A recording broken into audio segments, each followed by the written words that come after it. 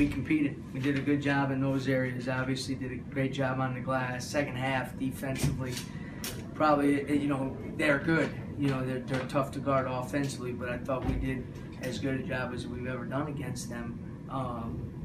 And the effort by our big guys was exactly what we needed. It's disappointing. You have a couple lapses there at the end of the game, a couple offensive lapses, defensive lapse, and those are made by young players that have been through some stuff obviously this year. But that's the thing. You got to keep fighting. Our competitive level and how hard we play, the effort we play with, will always put us in a position where we have a chance to win the game.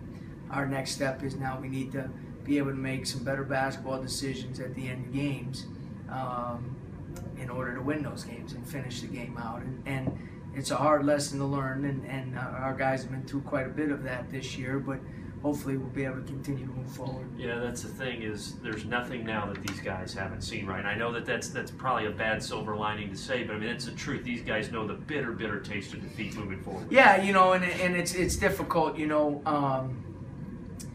I thought a couple of those offensive possessions, we didn't get into one or two of them just due to the fact we had the turnover,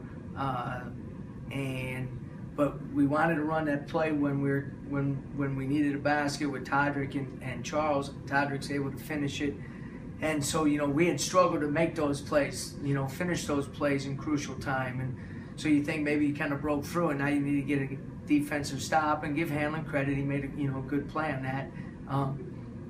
But unfortunately, very similar storyline is, we're on the defensive end. We got to get some stops. They shoot 5 straight free throws, and some of that is you got to just make smarter plays on the defensive end. And that part was disappointing. Thought we wanted to spread the court there at the end and try to get a drive to the basket. If they help, you got Todrick and Q in there to open up the court a little bit, and they did a good job of defending that. But we get a shot right at the rim, and Corey had played well in the second half, made two of those drives to the basket. So you got to like your chances on the shot at the end of the game, and just unfortunately we weren't able to finish it. Yeah, just unfortunate, Coach.